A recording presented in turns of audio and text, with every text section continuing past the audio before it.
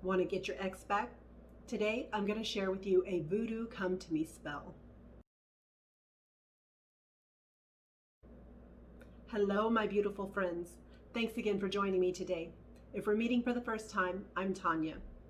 On this channel, I share with you some of my favorite ways to bring a little bit more magic into your life. If you haven't already, I invite you to subscribe and hit the bell for notifications. Today, I want to share with you a Voodoo Come to Me spell. This spell is used to get your ex back. This spell is going to be performed during a waxing moon, and you'll just need a few simple ingredients. You will need a new clear glass bowl.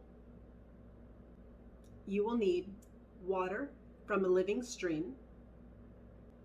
You will need powdered hot pepper and powdered rosemary. And you will need 5 drops of jasmine oil and 3 drops of your own blood. You'll mix all of the ingredients together with your own hands and then sprinkle on their doorstep or yours for 3 consecutive nights.